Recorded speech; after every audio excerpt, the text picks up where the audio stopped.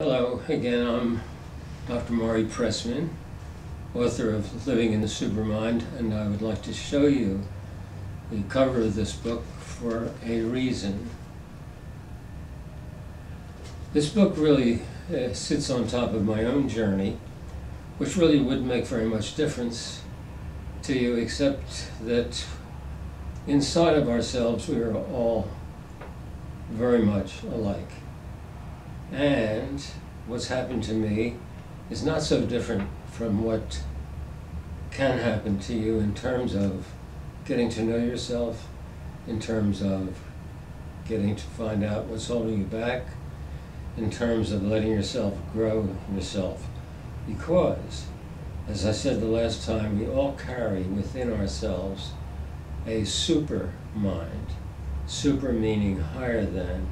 And the mind is really super, so imaginably high that we can indeed perform miracles, some of which are being proven daily in the big quantum physics laboratories of the world.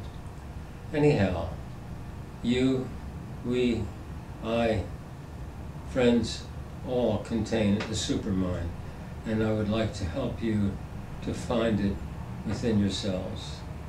It begins with knowing yourself, and the last time we talked about the fact that you really have two cameras within your eyes.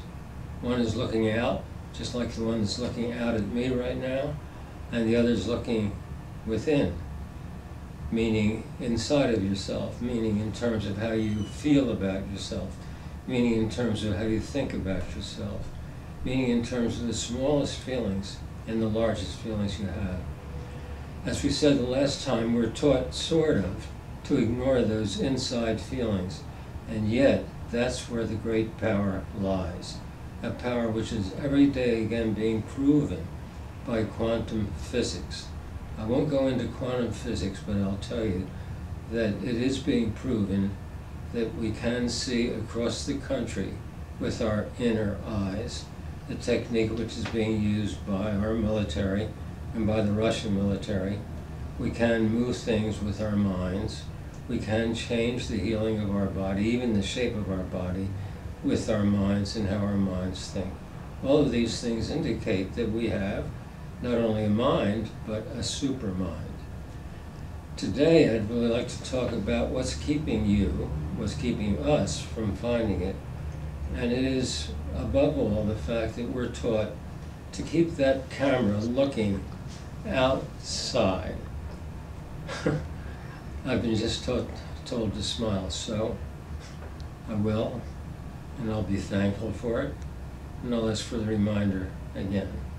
In any case, here we are. The big problem is that we're really taught to look outside. We're made to think that if we talk too much about our feelings that we're being narcissistic.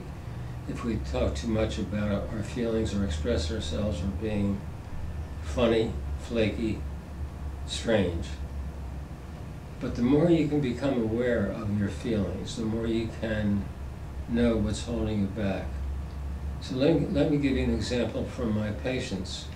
I have a very brilliant patient, always the star of his class, primary wrestler, head of a business that was failing that became very successful.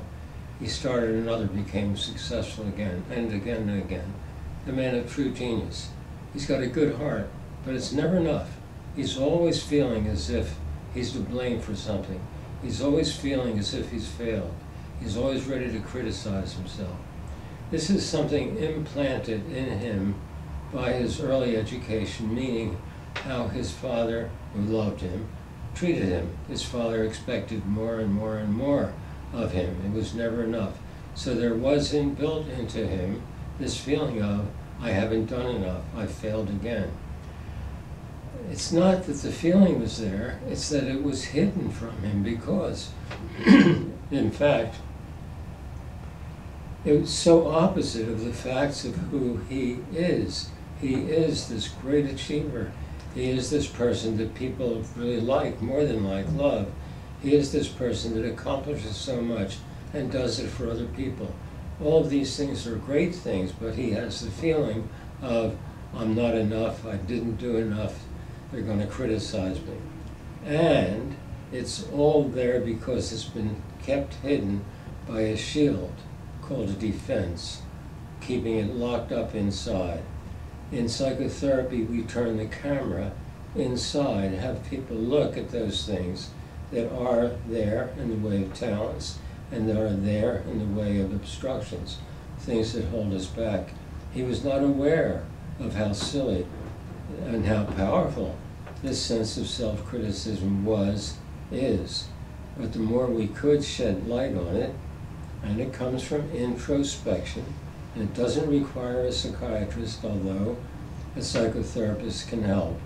What it requires is being able to look inside and to know yourself, to know what you're good at and to honor it, to know what you love to do it and do it in a way that makes you happy and society happy, and to face with fierce courage, the things that you don't like to see about yourself so that you can transcend them, change them, break through into something better. The fact is that we're taught, if we're afraid, to look away, to distract, not think about it. But I would tell you that if you will look at your fears, and if they are irrational, as they so often are, as they were and are in this man whom I've just described, you will feel it, you'll absorb it, you'll feel terrible about it for a moment, and then you'll break through, just like an airplane breaking through clouds into sunshine. You'll not only break through, but you'll break through into a feeling of peace and a feeling of having more strength the next time you're confronting a fear, and more and more and more of your energy talents will be released. There is within you, there is within us, there is within all of us a gooder, G-O-O-D-E-R, part. A part which I call the soul, which is ready to rise up and to help us to become a better person.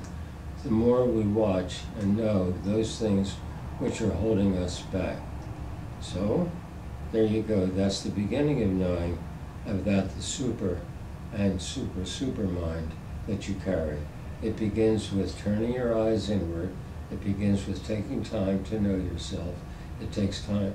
It begins with taking time to know your assets and your loves and your talents, to take time to exercise them in a good way, and also to take time to face the part of you you don't like and to change it, and then to become what you are, a natural good soul who is bound in love, in basic love with your fellow creatures.